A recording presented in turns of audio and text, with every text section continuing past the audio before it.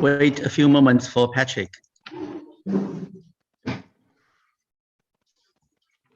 Hi, Jane. How are you? Hi. Well, thanks. Good to see you. Long time no see. Hi, Jane. So we have everyone here. Hi, Sharjit. Are you staying with Patrick right now? No, I'm at home. Okay. Yeah, Patrick. Yeah, I can message him. Let me see. Yeah.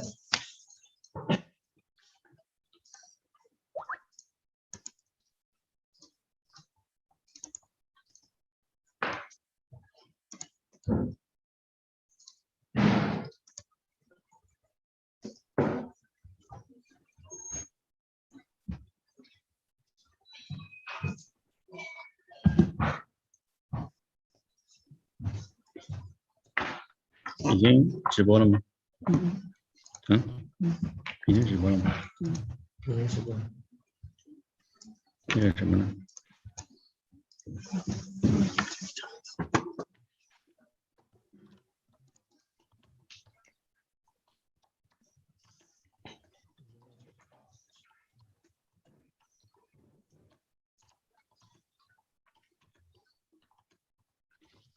为什么会去做东西？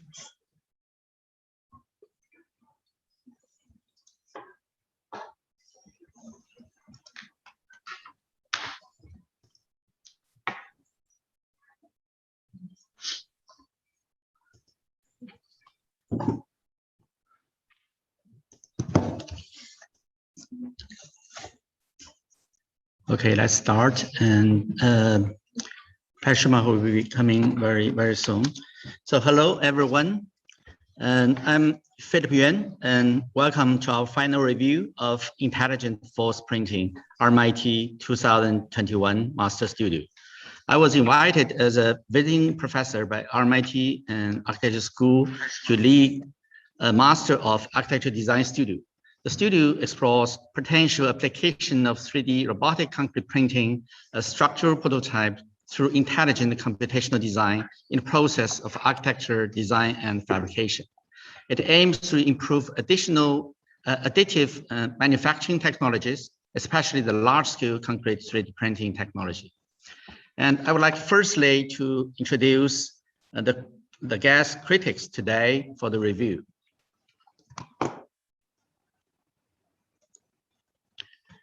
So firstly, we invite Yiming Xie Yiming, Mark Xie, who is an old friend for Digital Futures, and he is a distinguished professor at RMIT, and his team pioneered ESO and the BSO methods as finite element optimization methodology, who have been used by thousands of engineers and architects around the world as a fellow of Australian Academy of Technology and Engineering. Mike has received AGM Michelle Medal and also including a lot of innovation award globally.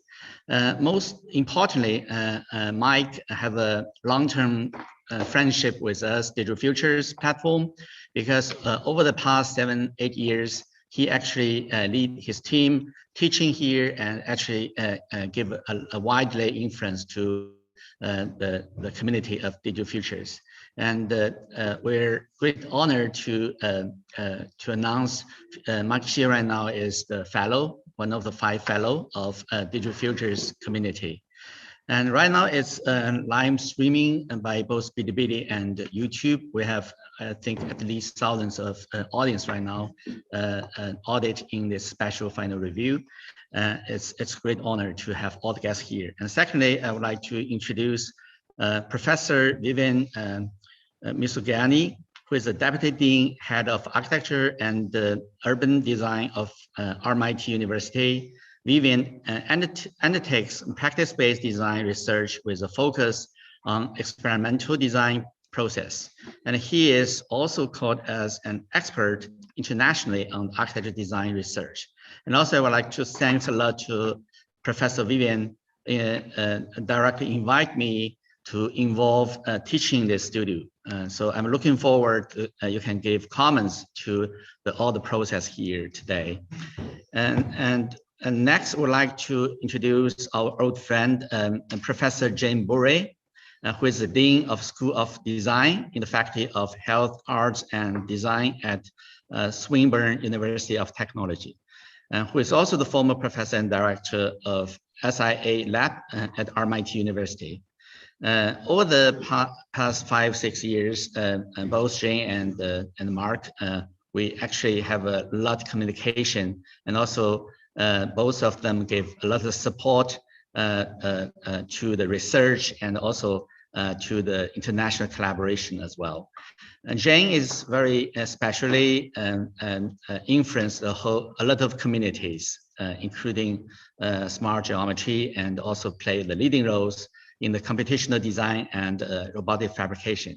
She is also focused on the mathematics and computing in the contemporary design. So it's a great honor to invite Jane coming to the review today. And next, I would like to introduce Roland Snook, who is the director of Architecture Practice Studio.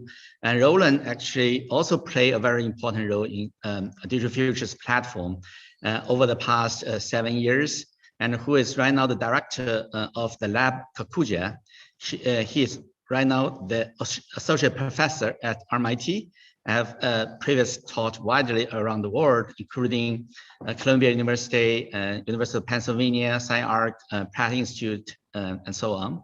I think Roland is really, I think the Chinese audience very familiar with Roland, because he actually participated in Shanghai Biennale, Shenzhen Biennale, and a lot of artistic events, and also teaching different studios and workshops in China over the past few years. So thanks a lot for Roland. And next class, the Raiko, who is a partner of Bollinger Graham, and he actually supervised the design team throughout the stage, from the computations to construction admissions. Besides his local and international practical works, he is also engaged to a lot of pioneer experimental events, and set up, for example, this year for an international event on digital fabrication in Paris. And also he is teaching globally and participate different critics around the world in different universities. So welcome, class, join us today, because our studio this time have a lot of connection with the performance-based design through structure. So welcome, class. And also, I don't know, Patrick, if it is coming. Patrick Schumacher, everyone familiar with him. He's a partner of Jaha Architects, and also he is the director of ADRL. At the same time, we invite Patrick to be the Tongji PhD advisor, and also he is right now teaching several PhD candidates in Tongji University. And also he gave us a lot of support in the Digital Futures event over the past few years.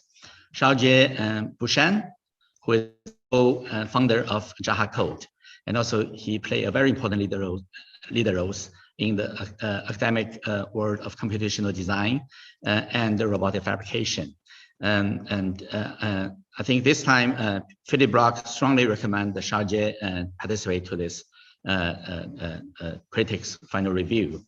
And last but not least, we have Robert, and is Robert here? He is actually the PhD student of class, and also the structure designers right now in Bollinger and Gorham research group. So welcome to all the special guests today. This is the first opening from Philip Yuan. And the next, I would like to introduce Nick Baum, who is this time co-teaching with me in this studio. At the same time, we have teaching assistants. They are Wu Hao, Zhou Xinjie, and Wang Xiang. And last but not least, I would like to introduce all the students, fabulous students this year. They are Li Bowen, Wang Da, Xia Guowei, Liu Jingyi, Wang Ruoxing, Gai Wenjie, Wu Xinyu, Bao Juehan, Wang Guangwei, Wang Zhi, Xi Zhi, Peng Zhengqian, Tan Zhuohua, Li Ziyan, Zhou Ziyu.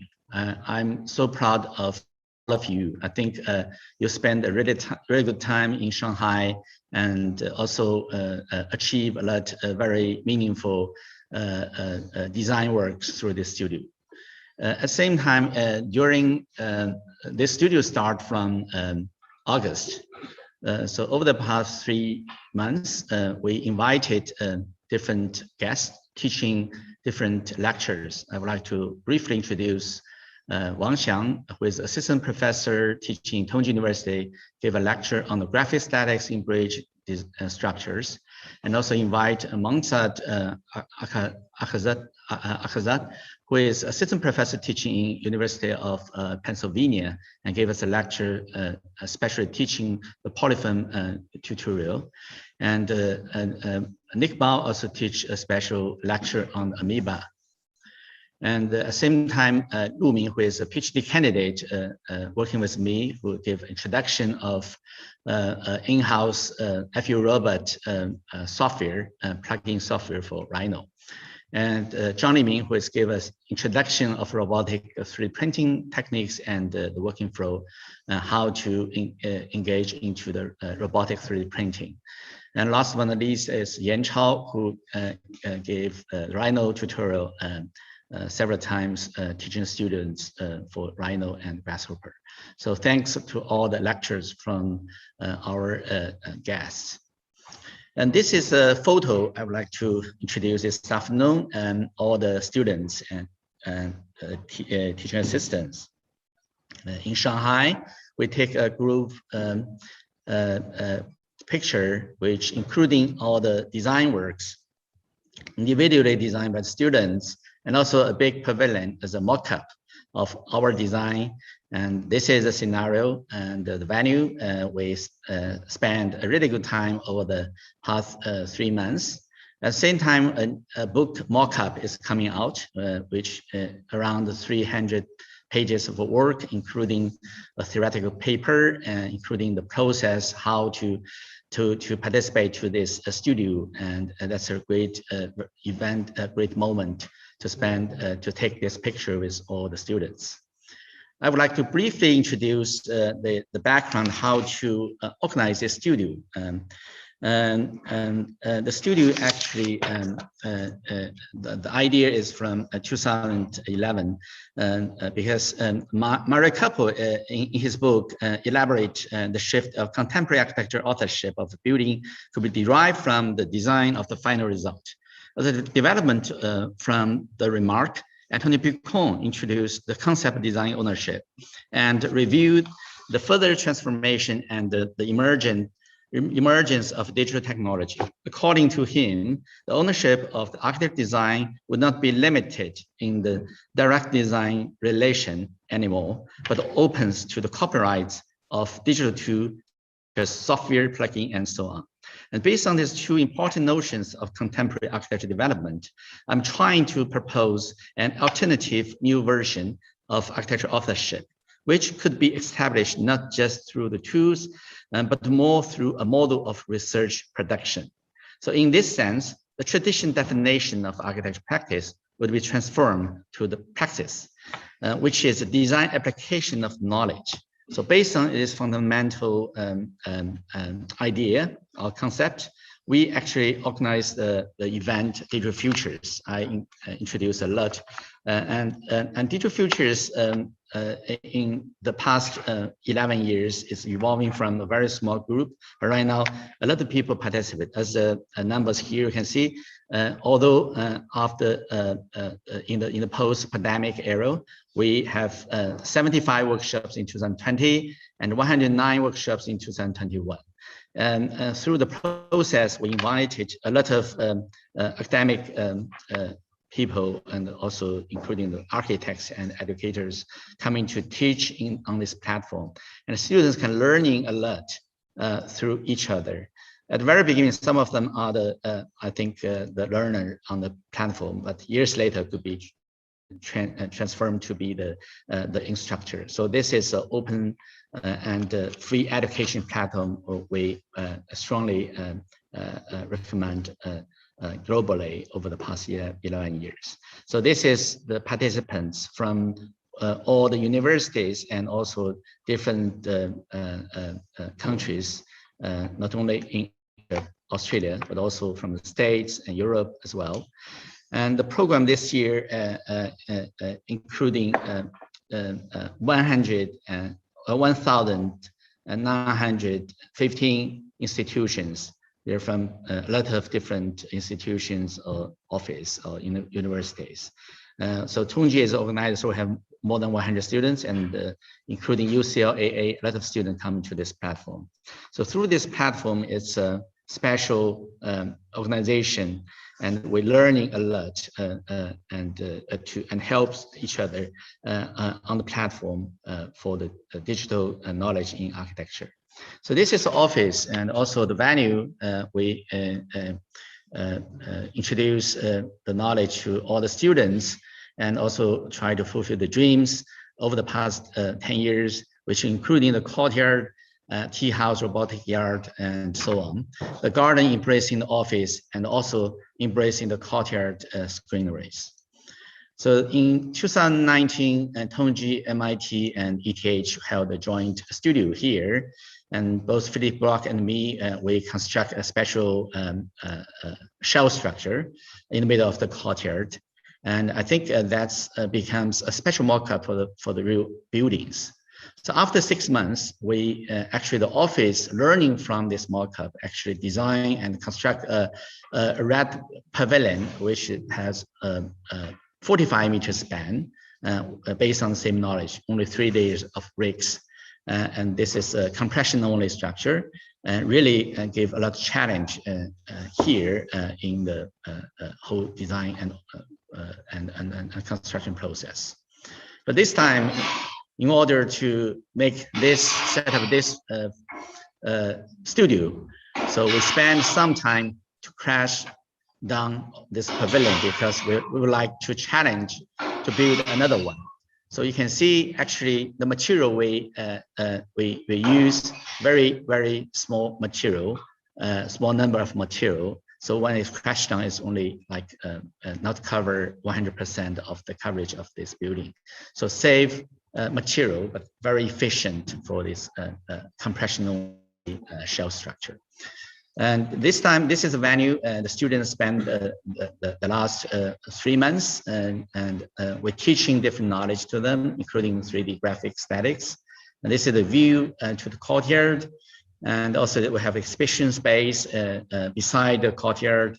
And this is a neighborhood entrance passing through the office. So it's a very nice neighborhood, calmful, peaceful neighborhood. And also we have a robotic yard, and which can produce to all the students. And actually this is set up in 2015.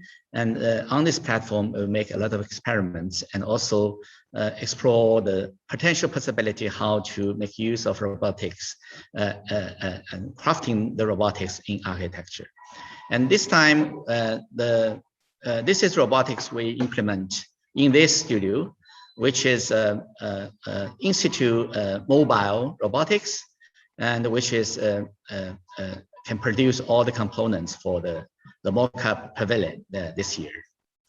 At the same time, we developed an in-house software which names FURobot.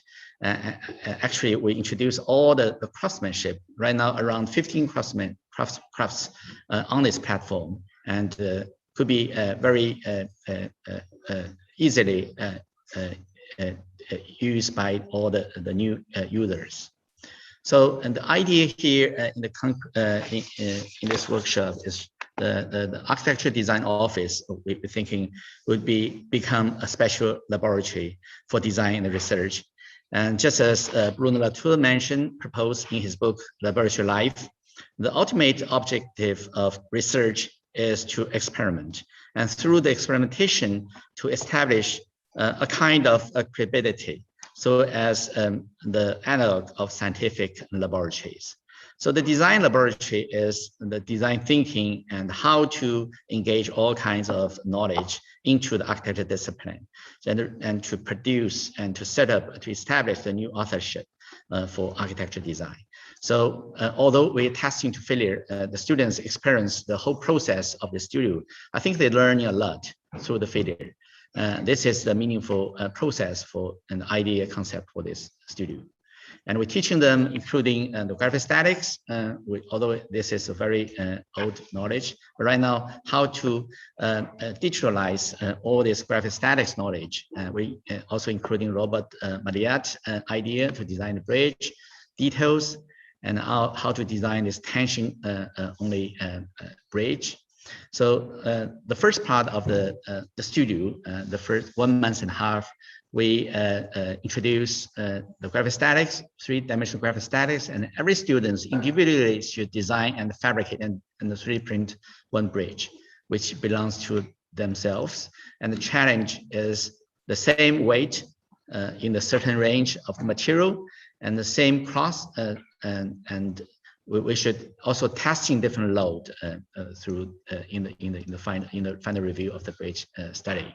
So this is the image for all the students here, and also the students who introduce this later. Every student designed a bridge for themselves, and this is the Montad from University of Pennsylvania participate to the middle term review, and also this two. He gave very high comments from the structure perspective and also from a design perspective as well. So this is one of them. The interesting is the process. Actually, we asking students to make the load experimentation, not only for the beauty of this design, but also for the structural performance, including the distributed load and the hanging point load in the middle. And this is the testing. And students will introduce later for this whole process. And this is design process, including this one, the left side is the diagram, the force diagram. The middle one is the form diagram, and the right side is the final production. So the whole process, actually, the students should deploy the tools to control the volume of all this force diagram, and to testing the components which actually equate to certain members, components in the bridge. So they're trying to understand how to collaborate both the structure softwares, but also the beauty of the form of the bridge. So this is one of the students' final work. And then later, the second part of the studio, we encourage students to design a special mock-up part of the structure, which could be a pavilion. Firstly, we want to construct a tension-only pavilion. But after the certain process, we encourage them to think about not only tension, but also could be the not only the compression, could be the tension structure collaborate with the tension, the compression together to build a special pavilion. And also we teach the students the projective geometry of including the Steromany stone cutting technology, how to print the components, prefab them by concrete, and then how to fabricate and put them together. And this is the image we're shooting this afternoon. And this is from another perspective and the newly coming out. And students feel so happy after the pavilion established. So I think it's a great moment I would like to give to the students. And this is the books we want to produce and to introduce the process of this studio, around the 300 pages. So the first one is from MIT and Tongji joined studio, and the second one is I was invited as guest professor teaching in UVA and matrix aggregation. So this time intelligent force printing, and I co-author with Nick Ball. I think we really spent a good time teaching together. So I would like to give the screen to the students, and next they will introduce the whole studio. Thank you.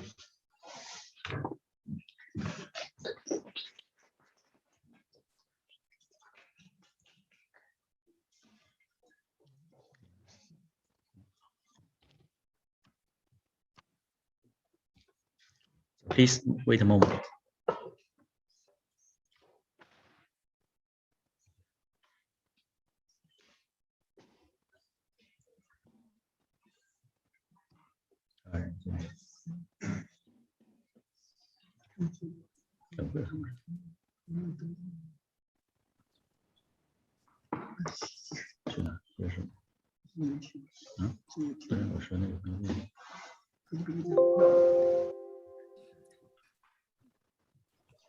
Okay. Hello, everyone. This is Team Intelligent Force Printing. I'm Claire. Today, my teammate and I will be presenting this large-scale concrete printing project, the Pavilion.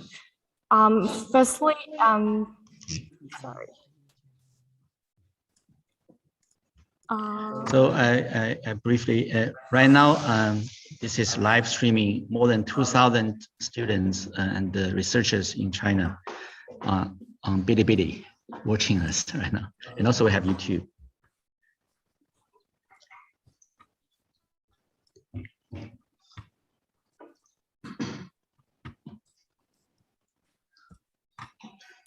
Okay, sorry. And thank you everyone for joining our presentation today. We really appreciate your time. So before starting, a bit touch on the idea and thoughts. Deloitte and Delanda's new materialism is guiding thoughts throughout our project, which discuss that design is to establish a gentle partnership with material or technology instead of architect fully controlling the progress. So back to the very initial, with the research on the book by Alan Anzalski, we are able to get a clearer idea with the force and the form. Learning from practices, we started our force study journey by designing the chassis system two-dimensionally. Even more, looking at the asymmetric structure by doing the cantilever design. When we gain enough knowledge from the previous force analysis, we test it three-dimensionally with Polyframe, a program which shows us potential to design in cooperation with structure. Polyframe is a geometry-based structural form finding program shown in two kind of diagram, force diagram and form diagram. Force diagram describe the equilibrium and the magnitude of the internal and external forces of the form. Form represent the geometry in the structure. So in before, structure is often shown as an analysis to the form, but with the help of the Polyframe, we are able to design the force first and use it as a form finding method, which reverses the thinking pattern in the design progress. In this form finding method, every phase of the force related to the edge in the form, the magnitude of the force is equal to the area of the connecting faces. Then we start designing bridges. The bridge project is the best example practice that we did in a smaller scale, explore both structural and aesthetic. This is also a reflection to Deloitte's idea, building connection with structure, a partnership with the changing progression, which in this case is the force. Since bridge is a compression-only structure, the focus in the design is to extract the compression force into the whole design and generate the form with that idea. So looking into detail in the design progress when designing the compression-only bridges, designing the 2D pattern first, which will be the members of the form later, and extracted as polyframe geometry, finding the perpendicular to the forces of the force diagram, generating the form based on the equilibrium and optimize it with its magnitude. We are able to generate our compression-only bridge. Yep.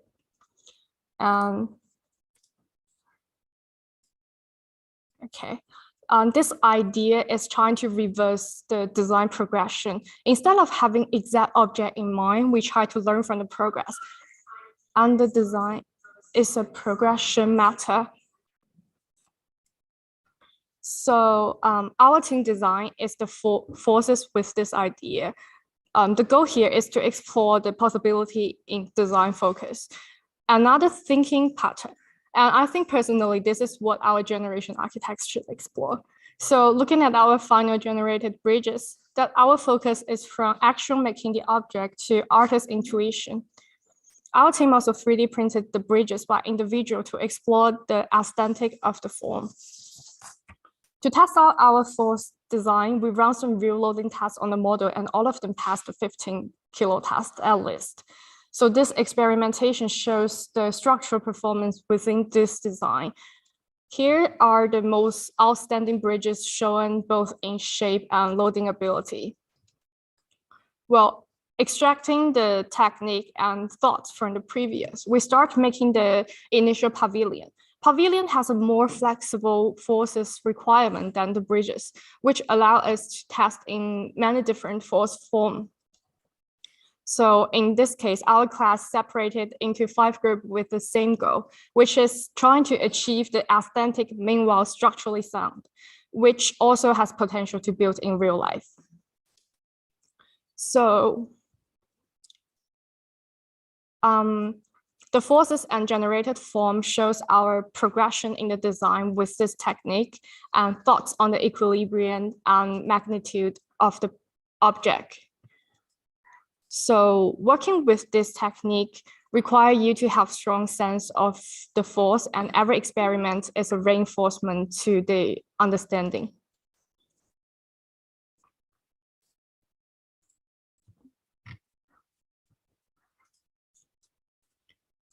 So this is more example of that idea.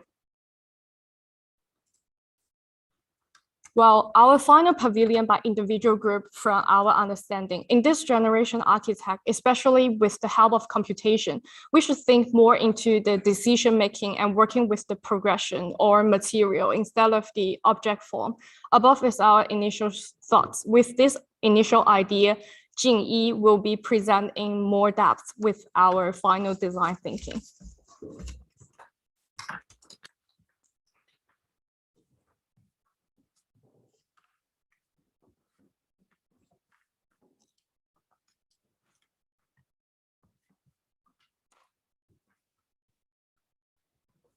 So in this section, I will explain the design process of the final pavilion with using polyframe, the printing test process, and the optimization process with using Amoeba. Firstly, our intelligent printing pavilion is on the courtyard of Archioni's office, which could fit our pavilion of about 6 by 6 meters with 3 meters height. The model was printed directly by the 3D printing robot, which only concrete material. We were inspired by a certain fungus that exists in the nature. It tends to have slender but strong legs as the support and a large cantilevered height. The structure, feathers, and the unique aesthetics form the concept of our design proposal. So we decided to design a 3-column structure, which is 3 parts can support each other to form a stable triangular pavilion without any needless external force and support. Based on the generation logic of 3D graphic statics, we're starting from one corner of the triangular pavilion, copied, rotated, and merged to easily form some form diagram. But we found that this kind of form diagrams need lots of external force to support the completed geometric force diagram with many external surface. However, as a pure concrete pavilion without any scaffolding frame, it doesn't work. So we back to the design concept, and this time we begin with the whole shape, not just one corner. And our aim is to design and build its exact and the simplest geometric force diagram from its probable shape, so as to find the optimal and the most rigorous shape with the least external force only on the pavilion's leg and apex. Starting from a 2D pattern, the ideal pavilion looks like an equilateral triangle from top view and divided into 3 equal parts, mentioned in the above concept page and shown in figure 1 and 2. Finding the perpendicular of each line, which means finding its force lines in figure 3. Extracting the perpendicular, connect and extend the lines to form a closer polygon, which also can be called 2D force diagram shown in figure 4 and 5. The more segments of the outermost lines in 2D force diagram, the more external force it requires. In order to create a least force, we merge the segments and transform the points from the middle to the end, shown in figure 6. Switching to 3D view, we rest the middle triangle of the pattern to form a shell, which is to build diverging member bars of the pavilion, shown in figure 7 and 8. Extrude the surface to a point both up and down to form a closed polygon as the force diagram of the pavilion's roof, shown in figure 9, 10, and 11. Add 3 pyramids under the core as the force diagram of the 3 columns of the pavilion, shown in figure 12. So after about steps, our initial polyframe force diagram is formed on the red box, turning to the form diagram at the right bottom, which only requires supporting force to the 3 legs and pressure to the 3 apex of the pavilion. So to make the form diagram to be an elegant structure, we continue to do some form finding process according to changing the geometrical force diagram. Firstly, we subdivided only internal faces to generate a more completed pavilion members, then to figure out where we could delete. After some experiments, we decided to remove all the bars in the middle, only leaving the member bars next to the 3 top corner. So the final form diagram is formed on the last column of the red box. However, the resulting member bar structure is not directly usable for 3D printing. The team conducted the following experiments on material, printing, shape, and assembly. Firstly, for the material, we try to make the concrete achieve a balance between the concrete mix, a circular fiber, and also robot. Like we also need to consider the uncertainty of the 3D printing robots. Second, for the shape, we test the self-support structure and achieve a greater printing height. Lastly, for assembly, we try to print upside down. As a result, it needs a printing base shown in the first picture of the second line. Then we added reinforcement and steel pieces to print to the printing and assembly for tension support at the joints. Finally, we formed our test structure. With the help of Polyframe, we created the tension member system based on 3D graphic statics. Due to the difficulty of printing structural members, we integrated the Polyframe outcome with topological optimization method.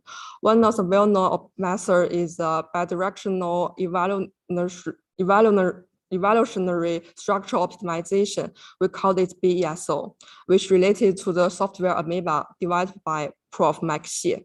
The BESO method is a finite element-based topology optimization method, which can remove the inefficient material from a structure iteratively. And at the same time, the efficient material is added into the structure. We took some boundary conditions set part of the member outcomes as non-design area and then ran the algorithm. Finally, after 90 iterations, we got a mesh-based optimal and efficient structural system, which predicts the basic material distribution of final pavilion shape, also increase the possibility of the 3D concrete printing. After subdivided and perfect the mesh surface of the outcome, the final model are shown on the red box. So this is the whole thinking and the development process of our pavilion design.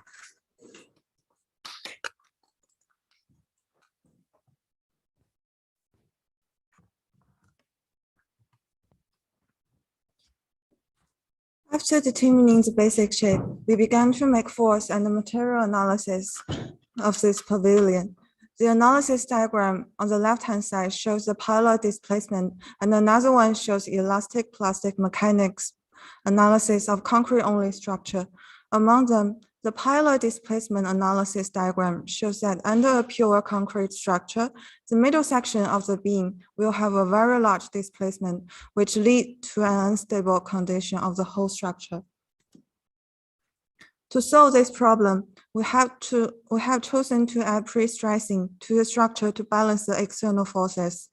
The force diagram shows that the 3 tops of the pavilion beams and the footings need to be balanced by the inward tension. So we added rebars as reinforcement to each of these 3 beams and these 3 column bases as pre-stressing to stretch the structure and balance the concrete tension with the reinforcement tension. This is a plan of the 9 rebars as a position of pre-stressing system. The drawing on the right shows the 2D plan view of the rebars as a reference for the prefabrication during the subsequent assembly. The drawing on the right, these 2 drawings shows the displacement and the force analysis of these 9 rebars. These 2 diagrams shows the force at footing and at the end of the crossbeam. After adding the reinforcement as pre-stress and the force analysis of the rebars, we have calculated the pilot displacement and elastic plastic of this concrete pavilion again. Compared to the previous concrete-only structure, the displacement have reduced, thus the structure become more stable. After adding the steel structure, we made a final panelization of the entire form based on the mechanical analysis and printability of the concrete with robot. Based on the previous tests, each block is less than 1,500 millimeters height, has at least 1 horizontal plane and has a maximum slope of no more than 35 degrees. The connection between each leg and crossbeam is divided into 4 chunks, and the tops of the beams are divided vertically into 3 similar sections, which are stressed in 3 directions simultaneously to form a stable triangular force structure. The horizontal pre-stressing generated by the reinforcement squeeze the 3 sections together and exerts pressure on the support legs in a vertical direction, thus ensuring the stability of the structure. We made a small scale model to see if these chunks are splitting rationally in terms of the real 3D printing and could be able to assemble later. After the pre-stressing and panelizing was complete, we started adding steel plates to each chunk, determine the position of the rebars, and to locate the corresponding points of the adjacent unit, either split horizontally or vertically, just to avoid displacement in the final construction. These are 21 steel plates in the whole structure, corresponding to 18 chunks. At the end of each of 3 beams, there is one plate at the end of final tension point and 2 plates at each of 3 vertically split middle section beams to determine the path of the rebars. The 3 legs also have 2 steel plates at each of the horizontal division. In addition to the 1 hole reserved for the pre-stressing bars, there are 3 sets of small holes to locate these 3 bars perpendicular to the ground as a means of reducing displacement position during assembly.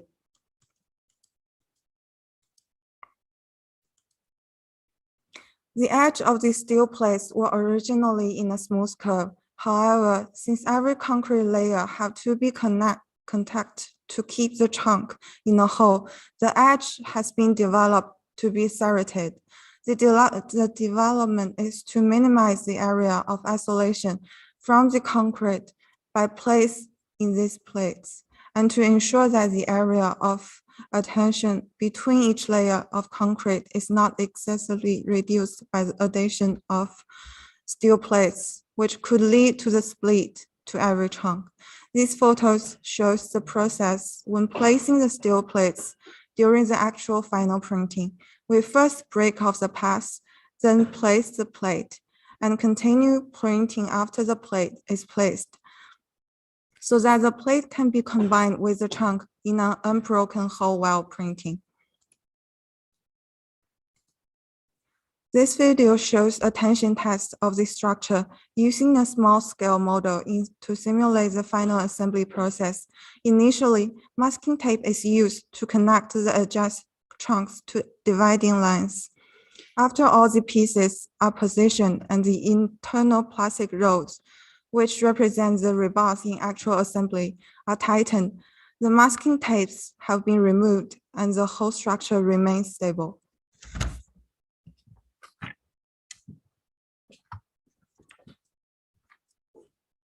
So thanks very much for Iris to introduce our analysis and kind of a little basic about our pavilion.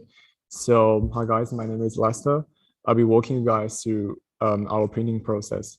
So for visualizing the printing process and generate the code of the robot, the in-house software FE robot developed by Fab Union was used. The first prototype was realized using an upside down printing method. A solid concrete base will be printed first, and the actual component sits on top of it.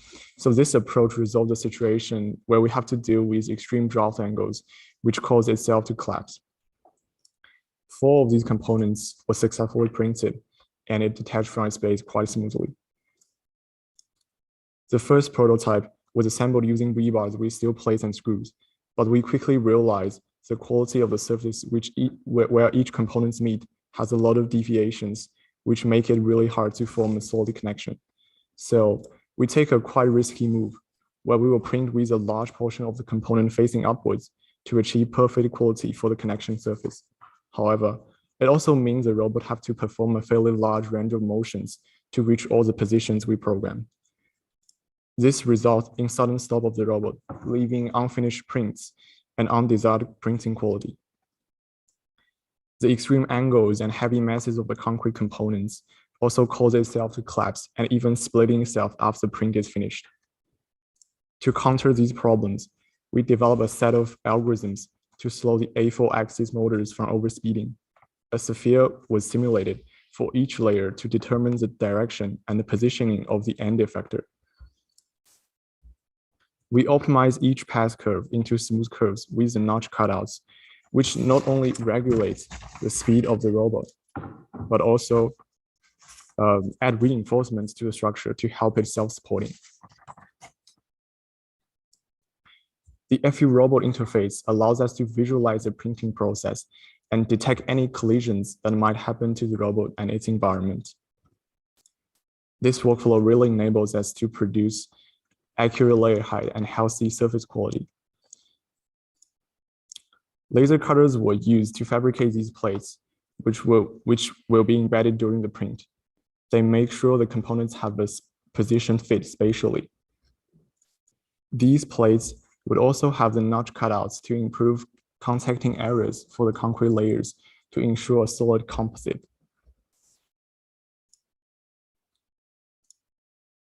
All these cantilevering structures were printed without any rebar inserted. It really illustrated that these set of workflows enables us to print quite adventurous forms. Comparing to the digital model, we achieved almost a one-to-one recreation of the shape and make sure we have very small deviation for the connection nodes. Then the concrete components got dried for at least 7 days to ensure a solid body for the final assembly. Finally, they were transferred to the site and ready for the assembly. Zhuohua will be introducing you guys how we actually assemble these structures. Thank you very much.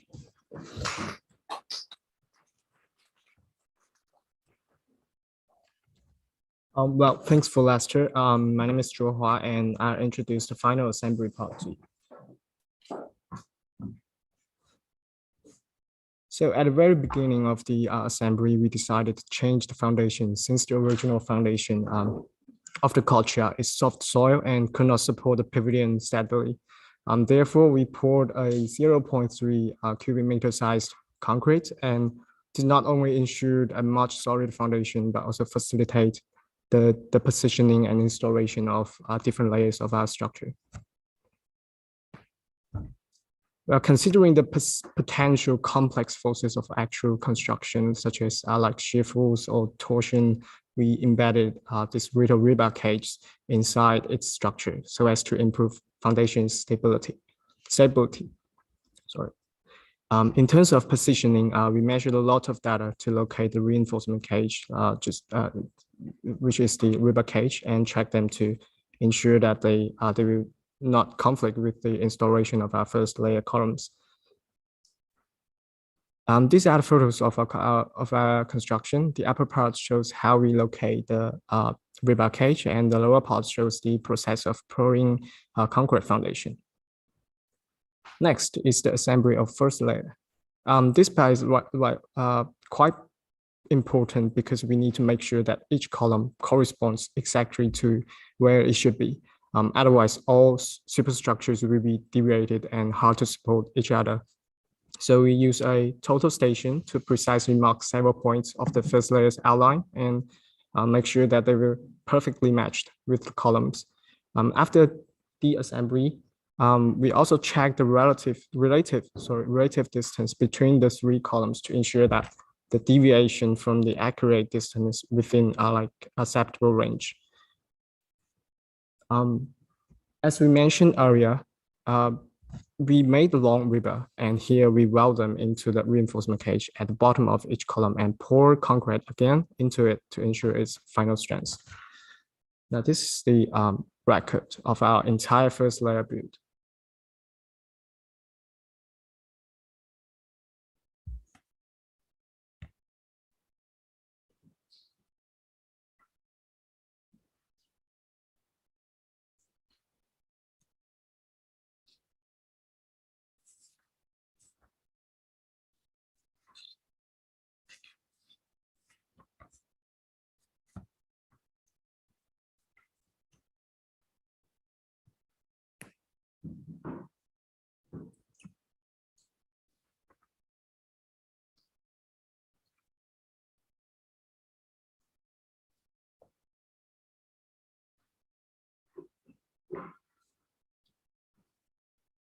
Now comes the second layer. The aforementioned marking all of the components allow us to like conveniently and accurately correspond to the first and second layer of columns. So the three columns were first lifted by cranes to the elevated platform and then hatched to the columns on the first floor around the path of the rebars. We also put impact stickers out of each gap to prevent the concrete from like crumbling due to possible violent impacts. And finally, we weld this little pre-made steel pipe to ensure that there would be like no misalignment between them. This is the overview of these two layers and follow with its assemble record.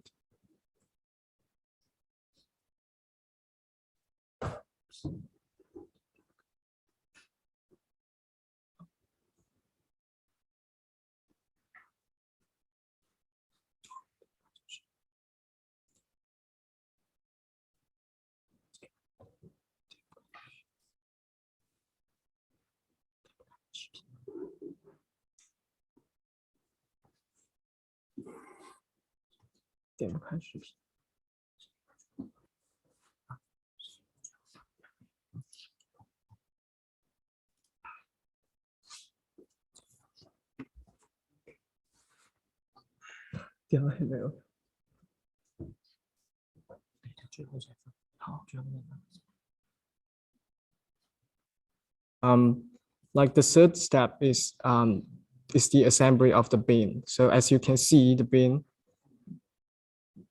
section was divided into three components and pre-assembled on the ground, which included their exact alignment and rebar straining through them. And finally, they were supported by a restrained wooden frame, which allowed us to stably lift it.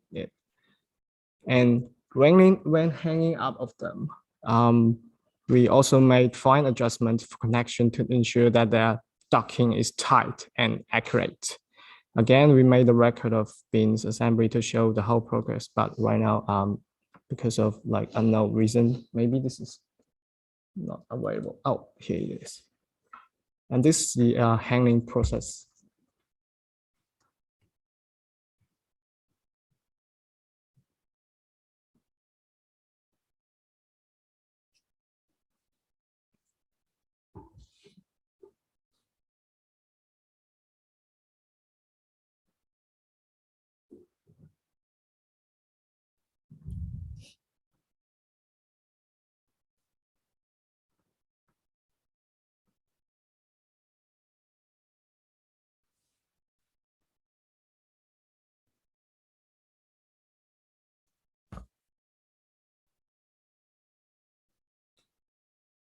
The last part is the final chapters assembly, which we will say it's the cap part. So we use the same strategy to like lift each one of them and like screw them up tight through the pre-installed rebar inside the columns and superstructures, which contribute to the final structure with an acceptable thickness of connection gap. And this is what it looked like from a higher perspective. And we also tied it, screw it up tight. And this is before and after effect. You can see the gap is smaller and smaller. And similarly, we made a record of this final part.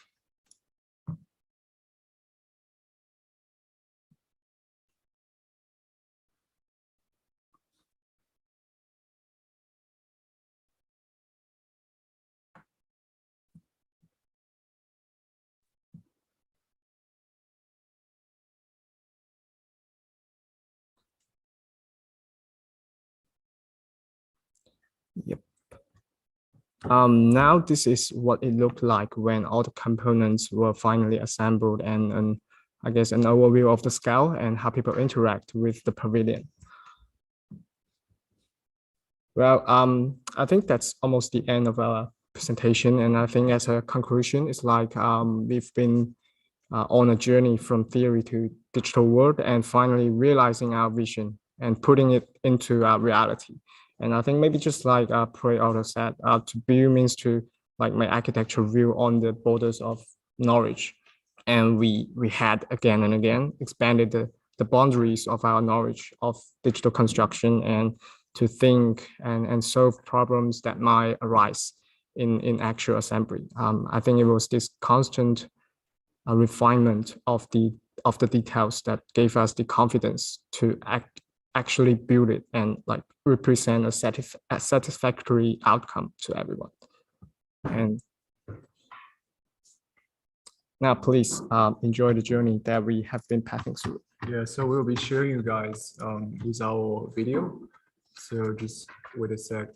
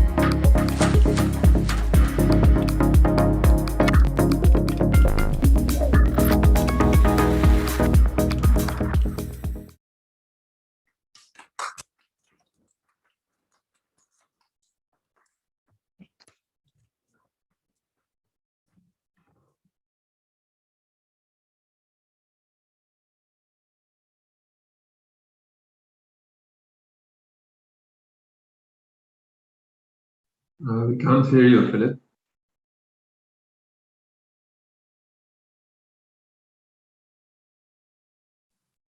You're on mute, Philip, I think. Hi. Welcome. Give the comments from all the guests, all the critics. Thank you for all the students. Yeah, can you hear me, Philip? Hi, class. We cannot hear you. Ah, wait, no. I can hear you, Yeah, I can Klaus. hear him. Ah, yeah. Is it now fine, Yeah. Philip? Can you hear me? Please. Yeah. Please. Very nice job and very nice explanation also. I don't know how many time did the students have for this? 3 months. 1 semester. It's pretty impressive, to be honest. I mean, and it's really nice to see the whole process also from learning first the tools. It's really like carpenters, right? I mean, they learn the tools first and then go from learning the tools to realizing something. I think it really makes sense here. And I think for the students, it's a very long and interesting process. What struck me is indeed the 3D printing process itself. I would have a question there. If they would have tested first the 3D printing itself, if they would have designed the pavilion differently. Because of course, as a structural engineer, we often come from this analysis, from this very analytical approach, especially with the tools from today, that we can form optimize, that we can do all these things. But I've noticed, and especially with 3D printing, we really must know the process, like how far can you cantilever, how fast can you print, like which forms can you shape actually. And I see you test it a little bit, but it would be interesting to see if you first tested the 3D printing, if you would have designed the pavilion differently. And the other one where I was I would have, I have a lot of questions actually, but I will limit it to two, sorry. But you worked a lot with Polyframe, and I've had a similar experience with the jury in the IAC, actually, with Manja van der Worp, really interesting jury there. And they also had a similar problem, because once you use Polyframe, all of a sudden it's in compression and tension only, but then you still have to make an object of it, and you have to calculate it. The sizes of the things become much bigger. It's not just theoretical construct anymore. And I've seen here in the end, you also went back to using Amoeba, which is a topological optimization, which is a total different approach from the Polyframe one. And then you still use another software to calculate it with finite elements. And I think there, I was interested to see how, would it be possible now with the knowledge you have to go back to your initial design ideas with Polyframe? Okay, it's a very good question. Any student would like to answer?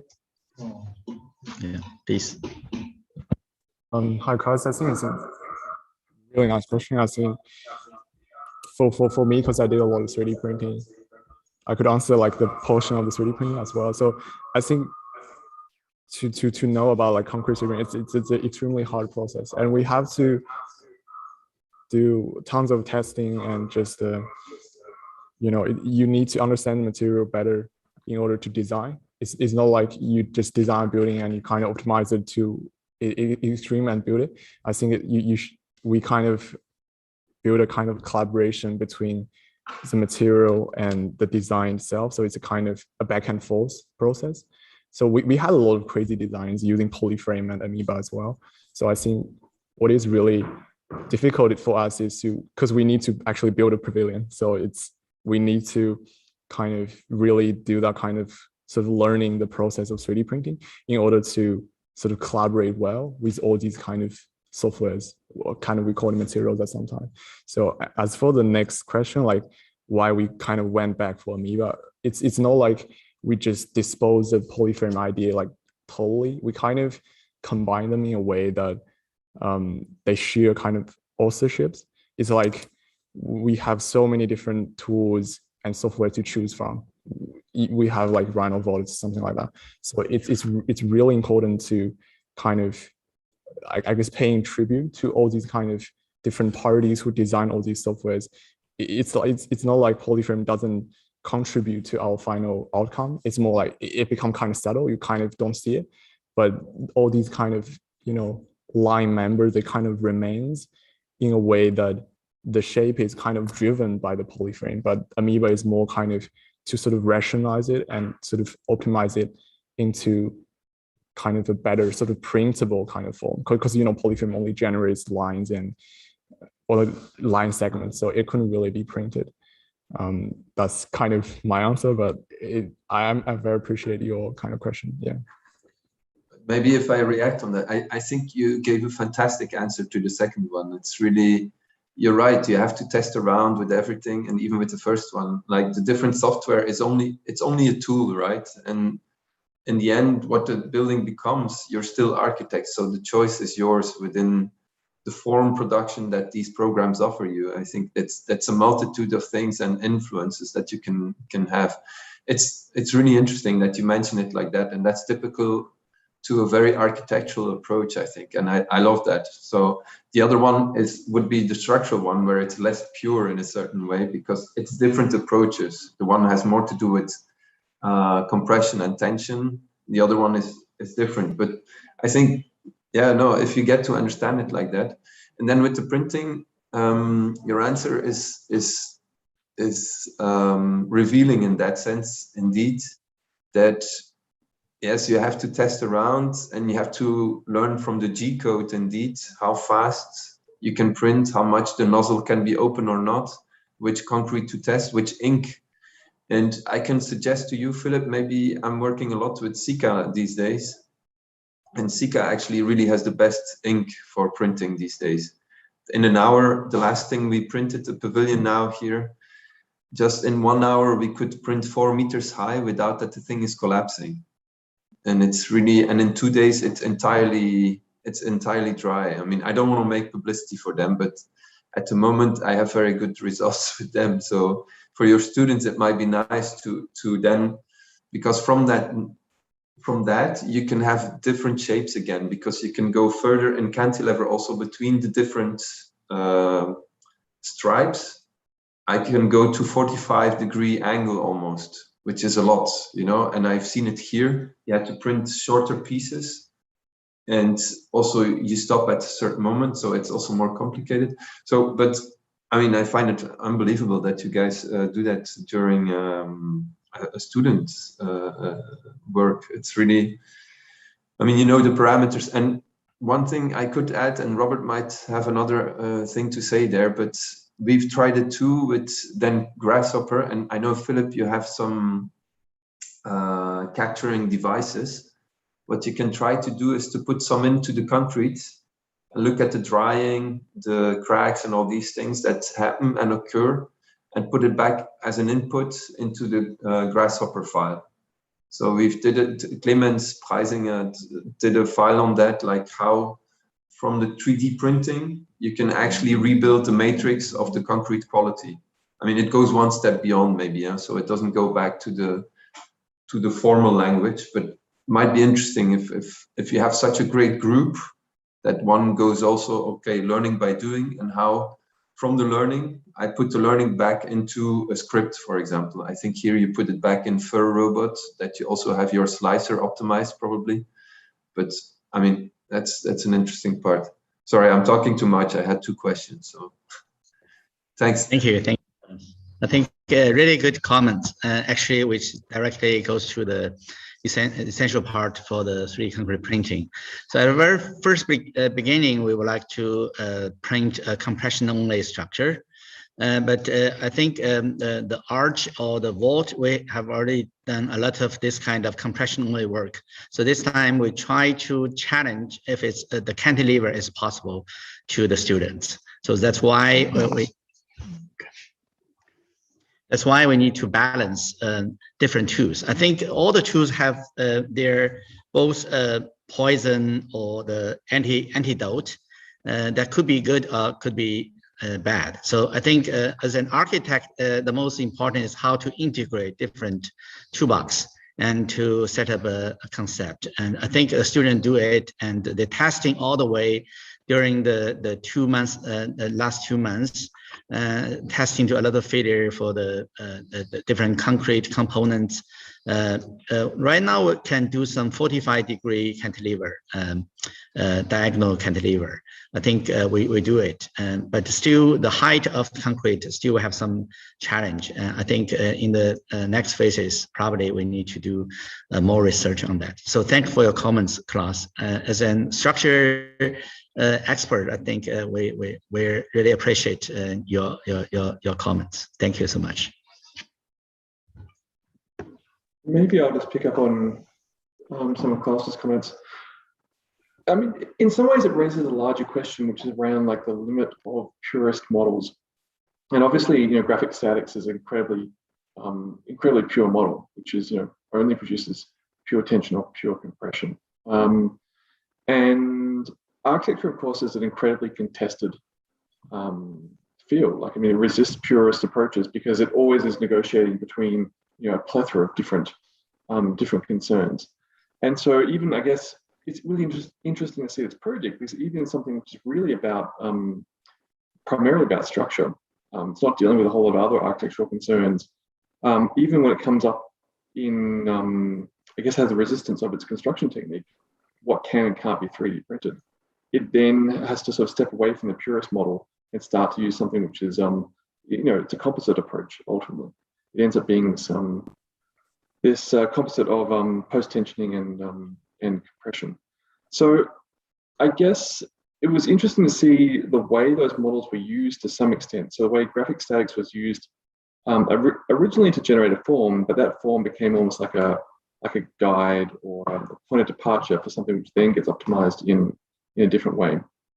And so I guess my question really is one around how much of the potency of these processes are lost when you can't reify a purist model. And do we actually need to build tools which can then start to negotiate between some of these sort of, some of these fundamental generative approaches, but then be able to incorporate a whole set of other concerns? I know this is something that Mike deals with in terms of with BISO, like trying to build in a series of other concerns, so it's not pure structural topology optimization, but actually starts to build in concerns around limitations of construction, etc. So I mean, maybe it's more an observation than a question, but perhaps the students can address it.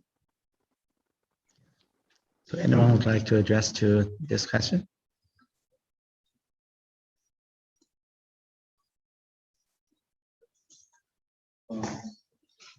I think it's a nice question. I think, especially sort of when I'm talking about composite, I think it's really a composite approach, not only in terms of like the actual material using the 3D printing, but also it's a composite in terms of different materials, like, like kind of like what computation is kind of like a material, like computation at its basis is kind of the way we process the information. So I think at this scale, we really just trying to, because we are trying to construct something. So we will lose a lot of resolution for sure.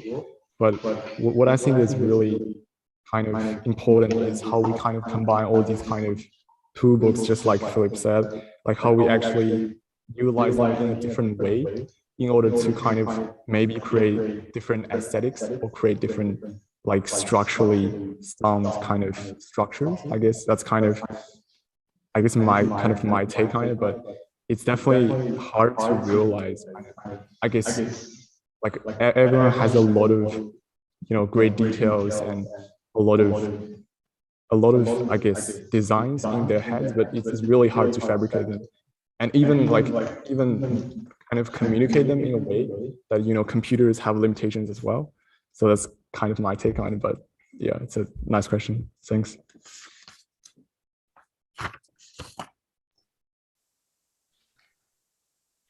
Yeah, maybe I can continue. I mean, yeah, again, I will echo Klaus's and Roland's thoughts. It's super impressive that you can do this in 3 months, like in the amount of resources that have been coordinated is quite impressive, like just the number of students and the construction crew and the engineering and the design and also a lot of the educational aspects. And so in that sense, it's a fantastic experiment and obviously successfully showcasing the importance of this kind of collaborative workflow for achieving whether material savings or structural clarity, etc. So I think, so overall, like it's been quite an impressive and successful effort. A few of the comments that I would have like relate, one from a kind of design perspective, like and another from freshly having gone through a similar process for constructing our bridge in Venice. So from the design perspective, like I think the what 3D printing of concrete really offers is, or by default, like, you know, it has these layers and like, so kind of trying to tectonically articulate those is indeed a good design opportunity. And I like, so since you know a lot about the printing process, you know, maybe like you could also in the near future speculate further as to what kind of tectonic qualities could be achieved. Like, so right now you have a process of decomposing the mesh into these subdivided segments and then generating the print paths. But as Claes kind of pushed the inquiry, like you could also now kind of streamline the process a little bit more, right? Like, so that like you can explore the design side of it a whole lot more, right? Like, so it's very understandable that like to get to this level in 3 months, you sometimes have to hack together some tools, but in reflection now might be a possibility to think like how you may streamline the process and incorporate some of the construction constraints, some of the structural constraints at the design phase. So I think that will be like a fantastic next step, like or at least suggest that in your outlook of the book that you're producing, or so on. So and the second, like from the stereotomy aspect, like I found it interesting that like you try to decompose the node network such that like 6 planes meet at a point in 3 different 3 of the column heads.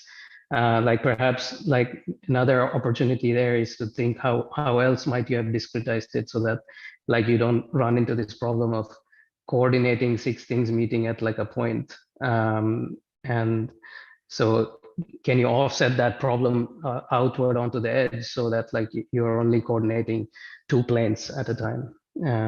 So that those are two of my comments, like to think about assembly on the one hand, like how can you make the assembly easier? On the other hand, like design wise, can you streamline the process so you allows you to some degrees of freedom to tackle architectural issues like in the future.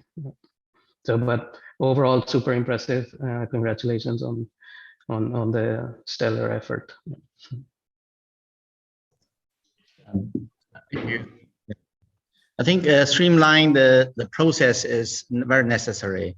At the very beginning, actually, the workshop, the studio is not as planned going on, because at the very beginning, we're supposed to print a compression-only structure.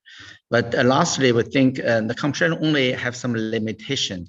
But I think Polyframe gave a very good option, I think, because the force diagram, form diagram gave not only just a compression-only diagram, which also gives some other forces, which is we need some tension from the diagram, we can see it. So that's, I think, an optional procedure gave us a special opportunity to think about if we can cantilever part of it and produce a different prototype as a concrete structure can give us. So I think in terms of the limitation of the schedule, and in terms of the skills from the students, I think we have a lot of limitation and the requirements. We need to teach the student, they need to understand, they need to test. And that's why I think the streamline could be do better, much better in the real practical design work. So I think from Xiaojie, you just done some parallel work. I think the professional team can do better than a student. Absolutely, I believe that. But I think we can rethinking on this streamline after the studio finish. I think we're learning a lot, including the tutors, including the teaching assistants, including all the students. I think all of us really learning a lot through this process. Thank you for comments. Absolutely. Philip, I would like to make a comment. I'm really impressed by the outcome the students were able to achieve within a short period of 3 months, especially the pavilion. They were able to put all the details together. I was impressed by the connections and all the details. I have some comments about the integration of the design part and the 3D printing side. You choose two tools, one Polyframe, the other Amoeba. I think if I'm thinking about making the things in 3D concrete printing, perhaps the Polyframe, because Polyframe would produce some result like more suitable for truss and frame. If you're going to implement the outcome using 3D concrete printing, maybe Polyframe is not the right tool to start with. Perhaps it's more suitable to use like continuum structure tools like RhinoVault or Amoeba. And I was a bit puzzled by the individual designs by each student. Each of them produced a small bridge. They look very complicated and interesting, but as a structure engineer, I don't think these structures are correct. I wouldn't accept this kind of form. I don't think they're correct from the structural engineer's point of view. But the question I have is, when they use the Amoeba to produce a form, so they would have apply some forces and get some result. So I was interested to know what forces they apply to get the outcome. Obviously, when you apply different force, you will get different shapes. So what forces did they apply and why? How do they justify the force they apply?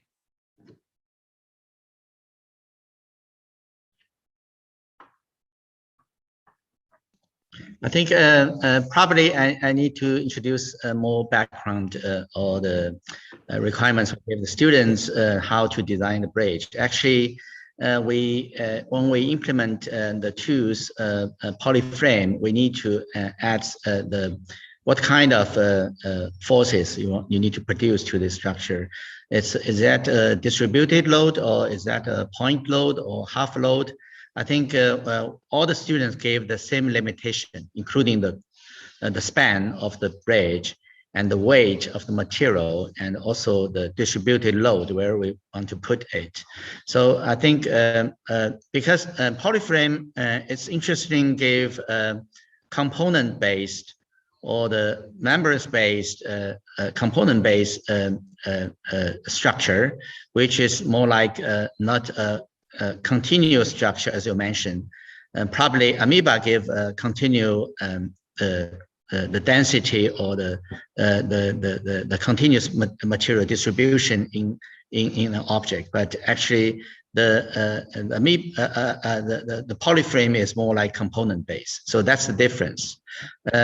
It's true we are facing with different problem when the students in the design process, because the 3D printing technology is only good at continuous form, but the polyframe gave only like the member of the element, right? It's more like a element based structure. So that's why we introduce Amoeba when we have a special diagram that produced by polyframe, and then we switch to Amoeba and try to balance this kind of continual form, continual material form, or the member or the component based form. So we want to integrate these two. I think that's a new understanding of different tools. Probably if we use only one toolbox, the result will be very similar to each other. Although the form is different, but we should facing with this kind of the toolbox gave some problem. It's like very similar optimal solution from the toolbox, which gives us very similar. That's why Mike always, we challenge Mike, and he gave us the BSO. It's not the ESO, but BSO gave an optional possibility in the design process. But I think that's not enough. Probably we need to give a different understanding of the forces. Maybe it's element, affinity element based. Maybe that could be like a form diagram, force diagram based. So from the different perspective, the form the students generate could be totally a contradiction to each other, and we can balance and make discussion on that. Probably that's the new authorship could produce by the collaboration between the designer and different toolbox. I think it's in the future of the cyber future of the design community, it's really important to introduce or to learning different toolbox and try to balance what situation we should make different select different option.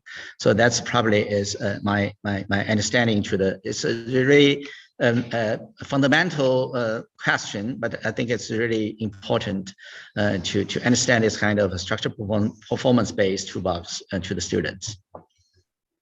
May I respond? There's certain danger here, because the students spent 3 months to do this. It's a great achievement, but at the same time there's a danger that there's a superficial understanding of a complex mechanics problem, because graphic statics probably it would take 2 or 3 years solid learning to understand all the mechanics behind it. But the students spend a few months and produce some result. We call it optimal design or intelligent design. They're not. They may be totally wrong result. So we need to be cautious when we are using these kind of tools. They might be just pretty pictures, but they are not structurally sound designs. So there's certain caution we need to exercise. Thanks. Hello. I want to add one comment, because polyframe is developed by Monsat, who is a assistant professor from University of Pennsylvania, and also who is a PhD candidate of Philip Rock. We invite him come to give lectures, 2 lectures, and the one midterm comments to the students. I think through the process, we're really learning a lot from his understanding of polyframe to all the students' design work. And he pointed all the similar comments from Mike, but actually we change a lot. I think in our new book, we have all the comments from Monsat of every project, bridge project, because only 2 of them Monsat think is right or it's good. The others have different problems. I think that's a learning process. Even to me, I think we're learning a lot of this kind of graphic statics forces, how it could be understand, could be translated to the form. I think that's an important aspect of like these like similar efforts, like when we try to integrate design to production, like, you know, there's always we need to think of it like from individual stakeholders, like what is the value of that, right? And from a designer perspective, I totally agree with Mike's comment that like there is a danger of like understanding things either superficially or somewhat more dangerously to think that this is the process, right? Like that this is a fully optimized process, like, and we may miss out on the didactic aspects of it. So like one of the greatest benefits of a geometry-based structural analysis or form finding or even form suggestion is indeed that it is visual and it is didactic, and so we can explore a range of push and pull and kind of try to figure out like how the structural forces are beginning to emerge, or how they so it is definitely at least from my point of view, like graphic statics is extremely beneficial in the early stages, and in the right hands it's probably also extremely useful for the engineering side of it, right? Like, but like I'm not competent to comment on that, but from the design perspective, it's definitely very didactic. So like maybe the students could be aware of that, like you could use it in a kind of exploratory way, and try and form an intuitive understanding of how form and force are related. I think that is the key capacity of Polyframe, rather than think of it as like a step one of like a design to production process, right? Like, and I think so. Yeah, like I would like just to add that to the discussion, because increasingly this is going to be the key component of how engineering and construction and design are going to be coordinated, so that we can achieve, like, meet the challenges facing the building industry. Right? Certainly, you know, a group of architecture students that seems a very critical component to be able to build that intuition, even for future discussions with expert engineering input. Incredibly impressive projects. I mean, I would just reiterate that. To see the whole process unfold like that was quite fascinating. I would say from an architectural point of view, that the pavilion form in the end seems somehow aesthetically very satisfying, and as well as standing up and getting through that printing process and the joint detail and description. Part of that seems to be through that incredibly sinuous asymmetrical form, and as it had a very structurally driven explanation, I really looked for the point where those quite deterministic aspects of the form making came in. For instance, you know, the two tripartite columns and the quad column, and you know, and the placing of those, of the three column supports and so on. And I didn't really see where that happened in the process. So that would be my question to the students. How did the ultimate aesthetic emerge from this process, and what were the sort of key points throughout those steps from the polyform at the beginning to all the construction work at the end?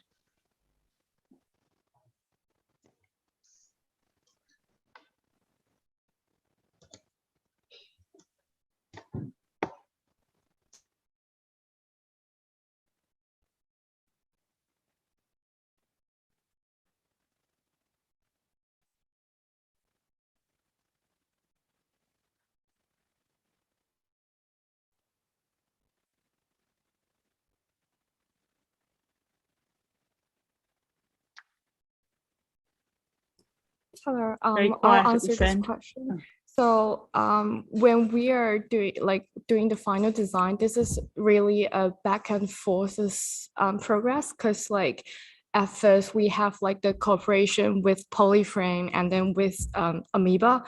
Then when we have the form, we really need to consider like if it's printable. So we did we did run some printing tests to see if the things can actually be built, and which it's something that affect our final decision on making the whole design. Yep. And also I think like in our progress, it's a bit different because what we are doing is we learn from the progress and then we use that progress to, our design will be the reflection of those progress. Yep.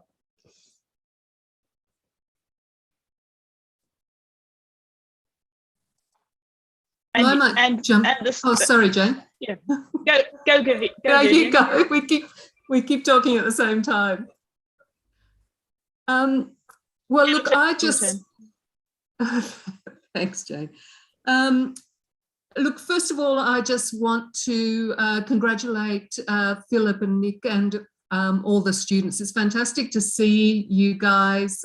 We ran multiple studios at RMIT this semester, and yours was the only one face-to-face in Shanghai. So it's great to see students all in the same room.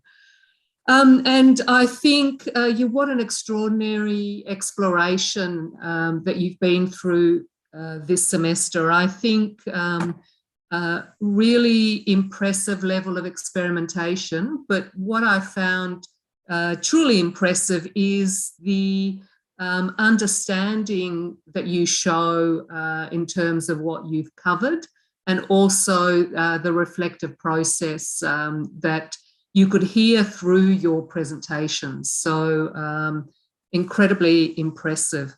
I think also showing the failures and reflecting on the, pressure points is incredibly good to see, because it kind of makes sense of the rest of it. In terms of the bridges, Mike, I think I've got a note, incredibly elegant and curious forms, and I think the ones I probably like the most are probably the ones you would be most critical of. I do have a question though for the students. Maybe you could answer it since you're here, and that is that a lot of the knowledge and the sensibilities and the process you're working through here is transferable to many other situations, I think, in terms of, what you might do next as an architect. So I'm interested in hearing you reflect on what concepts or approaches you think are transferable from this studio elsewhere. Yep. I think the I think the base concept, what I really love about this studio, like personally, it's about like what we build a gentle partnership with the material, with the technology, and with everything. I think this base thinking will like take us further, because it's same as what Frey Autos has proposed with his like relationship with the bubble form. So what he's actually doing is he's learning from not learning, but building the gentle partnership with the form structure or his design. So in his design, it is about a progression matter. So I think in our case, our design is also a progression matter. So I think this is first step what will influence us in our further design, that this kind of progression thinking in the design. And also the other one is, I think what we are learning here is incorporation with the robots, like with technology. So I think what really important here is we are not like making an object, like having an object or exact object that we have in mind and we need to like make that. So I think in our case is we have an object and then we send it to the robots, and robots, if the robots say yes, and then we like continue building it. And if the robots say no, we may change something in our design and fit to like our standards. So I think in further, like in our generation, I think being an architect is more about decision making. So it's not like making an object, but also more about like making decision. Yep. Yeah, excellent answer. I certainly think the sensibility will be very impactful, going forward for all the students. That's it from me. Thank you. Thanks. Thank you.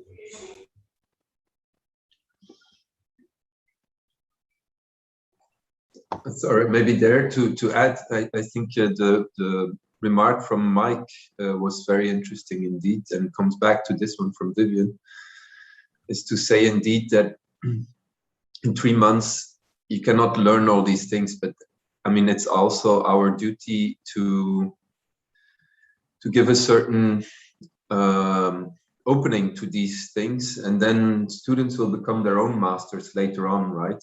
And I think that's a bit, if we can already show a bit of the process and then somehow turn it into something sexy, and also show the openness of architectural design to other processes, I think that's part of the task that you've done. But still, if you give an overview of the tools and the things that are possible with it, maybe there's 1 or 2 that will do something with it later on, right? I think that's, you cannot cover it all. And especially, I think there's none of the students are not with a background of structural engineering, right? So they don't need to become civil engineers in the end anyway, no? They're architects in the future, yeah, the background, I think. Carlos, I think this is a really important point. It's like, obviously the students are doing way more than you can possibly do in 3 months. But in doing that, they're going to realize a whole lot of things that weren't, I mean, the original assumptions that what is important are probably proven to be wrong when you get to the end of the project. Like going through the whole project, you end up realizing things like it's actually something about the negotiation of joints or the limitations of what can and can't be 3D printed, which really are the most crucial questions in the design, probably. Like when designing a small pavilion like this, structure is not the problem, right? I mean, holding yourself up is not the crucial concern. The crucial concern probably is more about how you deal with limitations of printing, how that relates to geometry, how do you deal with tolerances. And so I think that the fact that you can go through a 3-month semester and do everything imperfectly enables you to reflect upon that and to actually then think about how you establish these processes and projects in the future, you know, from a student's point of view. I think the conversation this evening has raised a whole lot of really interesting issues, and I think, Philip, your questions around authorship are really interesting. And I think one of the things you were saying is, you know, being interested in developing processes where you don't take the direct result of the tool. And I guess I would talk about it as being non-indexical. And so I think something that's interesting in this studio is there's the negotiation or integration between multiple tools and multiple approaches, so that things aren't a direct result of one approach. They're not something that can be indexed back to its tool. And we certainly know that there are tools in which, you know, we can look at a piece of architecture and we can see the tool that's made from. I think that, you know, the ambition to kind of get around this part through integrating, I think, is really important. And some of this conversation today has been about how you integrate that. I mean, Xiaojie, you started off by talking about streamlining, and when you said that, my immediate assumption was you're trying to automate the process, like you're trying to make this kind of like, you know, completely automated process for making architecture, which I think is, you know, incredibly scary. But then of course you came back and actually started talking about it as, you know, the discussion around, you know, it being didactic and the ability to kind of like see something in the what's generated. And you had a nice term. It was, you said form finding and form suggestion. Is that the term? It's like this idea that it actually generates things that provoke, as opposed to an attempt to try and sort of automate the whole of design. Anyway, I think the whole idea of students going through the whole process from designing through to fabricating and installing, I think enables them to think about all these kind of questions. Thank you. The comments from Roland. I think it's extremely important to both architects and then structural engineer. Normally, we're thinking about whatever different architects put forward, the structural engineer can solve the problem. So that's more like a post-rationalized process. To the structural engineer, they can actually fulfill all kinds of forms and by different solutions from structural engineer perspective. But right now, I think why intelligent force printing, we want to put forward the idea at the very beginning, the early stage of decision making for the future building is not just the beauty or the form thinking from aesthetics perspective, but more from a performance-based perspective, especially the understanding of what is compression, what is tension, what is the bending moment of the materials. I think the question to us is the toolbox as different tools actually can help us for some fundamental idea. For example, polyframe, I think it's really good to understand what is compression, what is tension, which can translate the forces flow through the diagrammatic thinking or process in the design, But actually, we also find some problem for polyframe because skill really matters. But polyframe is really not so good facing with different skill problem. So the polyframe can solve no problems about the joints and about the scale. I think the homogeneous material is okay if we want to change to 2 materials, 3 materials, how to balance this kind of relationship of the compression moment or the tension moment. I think that's a lot of questions we're facing with. But I think it's really meaningful of the process for all these kind of architecture background students to understand what is compression, what is tension, to understand if one material, if you just use one material, cannot build a bridge. They understand this. If a small bridge is okay, if you enlarge the scale, they will facing with different problem. So I think we design the process of this studio is try to train the students and teach them the understanding, not the design is not decision making by themselves, but by the collaboration between the human being and the future cyber toolbox. We need to understand the behavior of the toolbox, the behavior of the robotics. They're all the friends, all the decision makers, not just a human being. So it's a post-humanism idea. We gave the students opportunity to read a lot of philosophy books and understand the future social networks and social production process is a collaborative process, is a human and machine collaborating process. So I think it's not, we cannot solving all the problems. I think it's just give another perspective to understand, we understand what is architecture and what is architect design. And also I think this kind of cross-discipline collaboration is extremely important.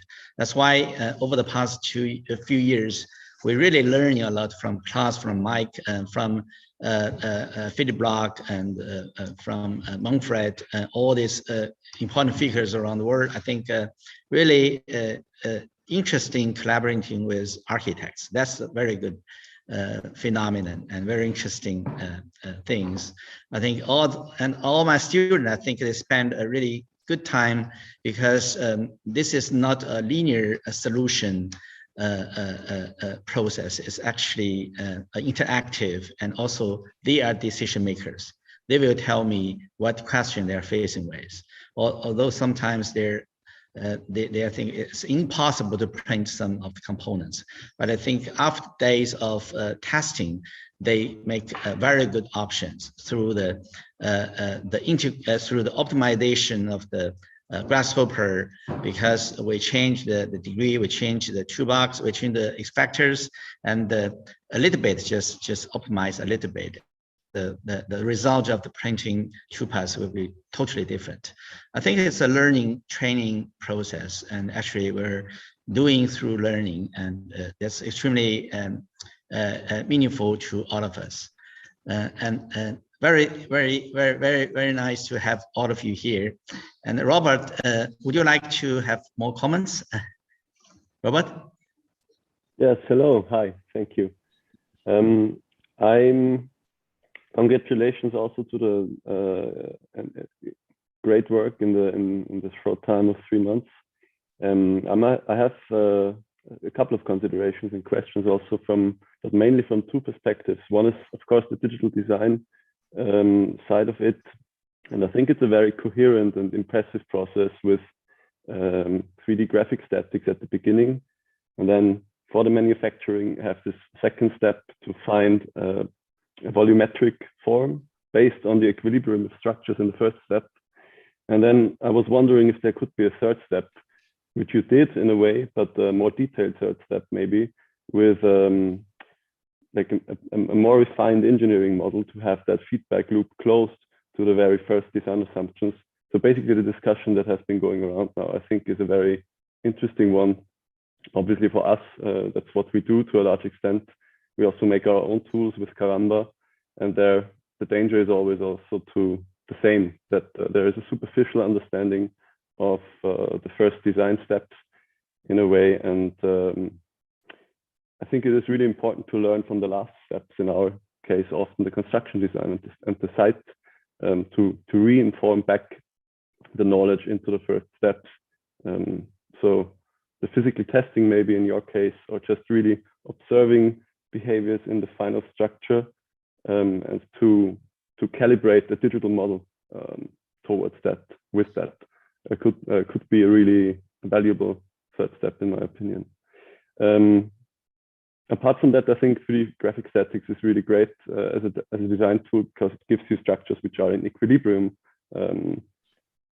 So you never end up with a very inefficient structure. You always have a balance of forces, and that's a very unique property, I think, in compared to other design tools. And then one final second thing maybe regarding the realization, going further into maybe more again the practical side of it, of having an impact on the building culture out there in the real world. I was very impressed recently by engineers who actually built an office building from post-tension natural stone elements, or researchers who have built an arch bridge from reused cut concrete pieces of a slab, which were assembled again, put to another use after their initial life, and in that regard contributing a lot to the sustainability perspective, which is eminently on in building industry and reinforced concrete construction especially. Yeah, so these couple of thoughts maybe just, and thank you for the great presentation and showing it to us.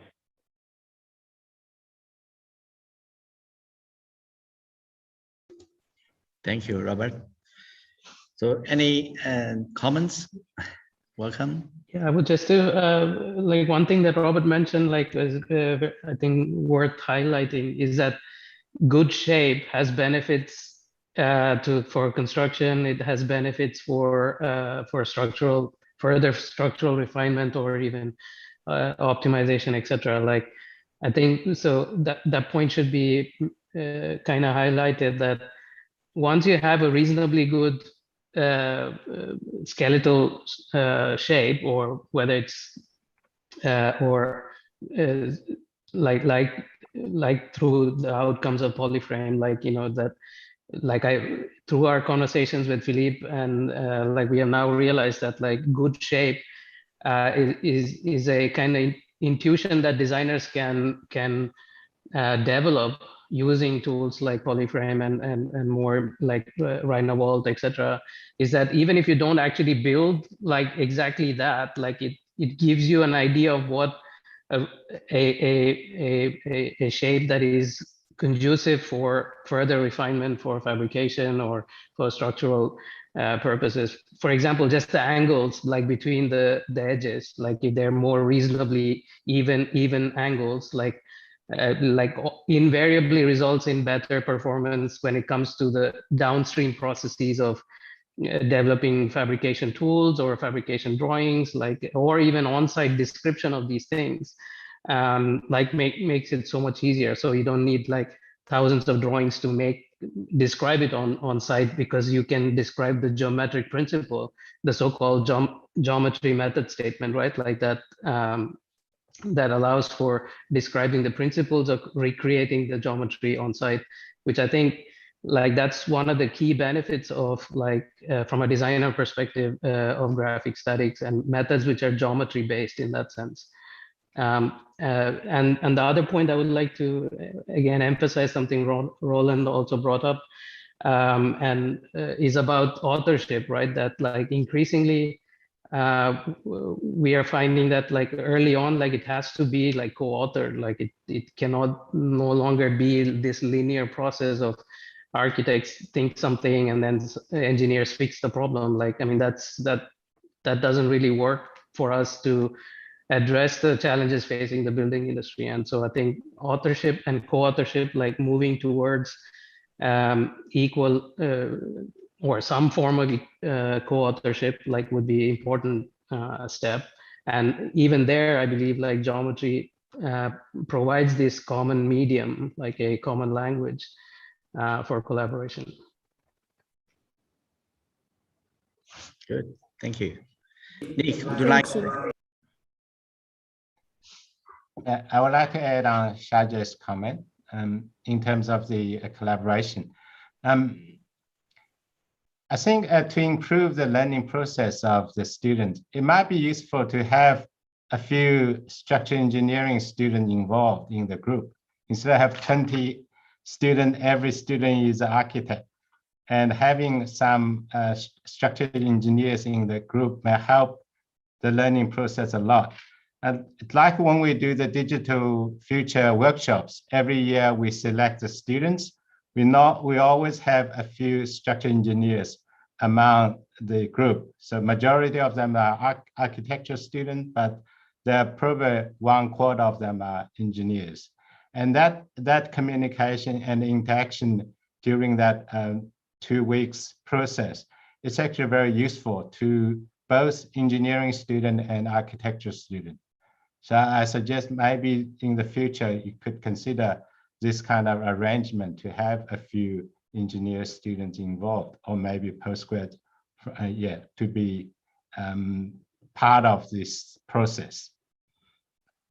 Can I react on that? I think, Mike, you also said it quite right, that it should be interesting for the engineering students, because the fantastic thing here is that the architects, they're just testing. I mean, this beam is working as a post-tension beam, how to get shear forces there, how to do the details, and they just did it, they built it. If you ask this to a structural engineer, he will be busy for 3 months trying to calculate it. It's possible.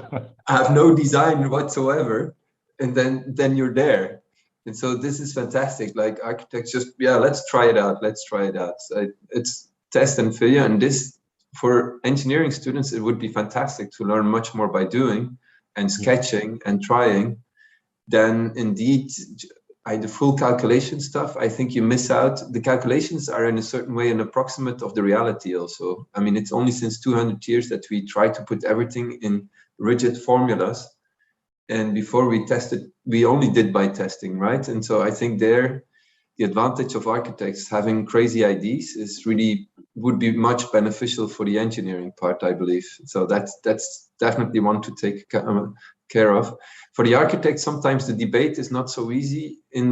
I found out in these workshops that if you put engineers and architects together, they often tend to go a little bit into different worlds again. They try to look for the fields that they know somehow.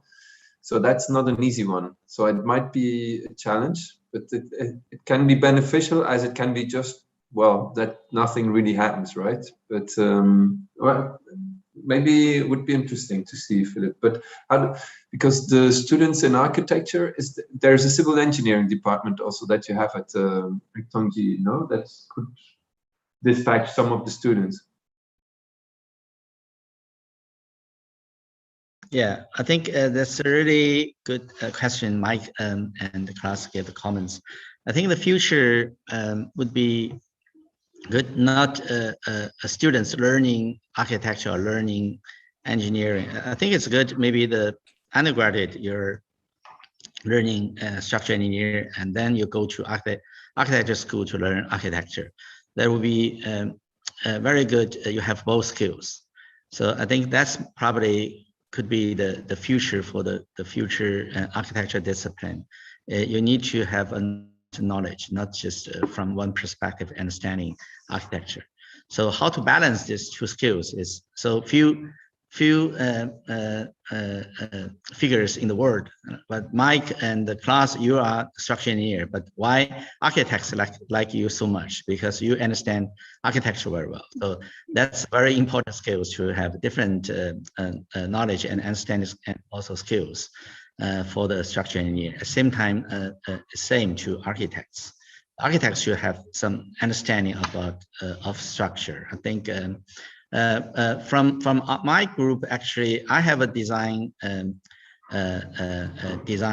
office. We have a structure, in-house structure engineer, and we have some international collaborators, consultant working with us. But I think whenever I working with the structural engineer, I like the structural engineer have some new understanding. If they like to challenge something, will be appreciate from my group to do something. But normally we just give very basic ideas. But sometimes we need some. I notice we need a lot structure knowledge to help us to do some very challenge structures. So I think that becomes the new authorship for my office, because we have so many very good top level structural engineer working with us, including Mike. We have some works working together, and also including Philip Block. And I think really we're doing a 120 meters concrete, free-form concrete shell right now. I think that's a challenge, one of the biggest span in the world. But that's not just a structure work, that's architecture. So that's a challenge, how to balance and how to design the construction process. I think that's a kind of the quality of the future design. So thank you so much. Any comments? I think we are booking your time from 7 to 9, but right now it's already 9:05. So any comments will be welcome to give to all the students here. And we have more than 3,500 audience in China audit this special comments. I think it's great thanks to Vivian and to Jane and Jane Borit and to Mike. It's a great opportunity to help us to re-understanding of the architecture and the structural engineer knowledge. And we want more discussion probably with Mike. We can have some more private discussion about your comments on the bridge. And actually, also I think Mansat gave a lot of comments. We changed some of them, but we cannot solve the problems in such a short time. You're right. But I think we are trying to make more progress in the future for the architects to understand structure, what is structural engineer, what you are doing, and how to deploy, implement your toolbox. I think that's extremely important to us. Any more comments, or any students would like from the floor would like to put forward some question? Maybe just Philip, for me to end, I'd like to applaud again the students who gave a very, very, very, very smooth and very comprehensive explanation of their whole process. I mean, it's really great to listen to this and to see learning by doing, and so many aspects in there that they can use to themselves, challenge themselves further on in becoming a master in something after this, because we should consider this is only studying, right? We see a lot of things and you'll become masters once you're ready. I think it's a brilliant thing. Nice job. Thanks for having us. Thank you, class. Thank you so much. Any question from the students to the critics? would like to say something?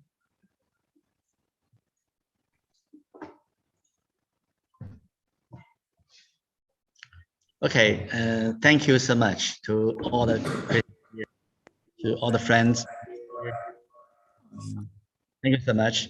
This is the end of the critics. So thank you so much.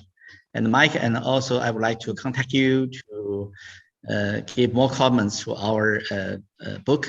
I will send the PDF to you if you like. I would like your comments on the details of all the works. Thanks, Philip. Congratulations to you and all the students. Thank you so much. I just want to reinforce again, congratulations. Really excellent work from the students. Very happy. Well done. Congratulations, Bye. everybody.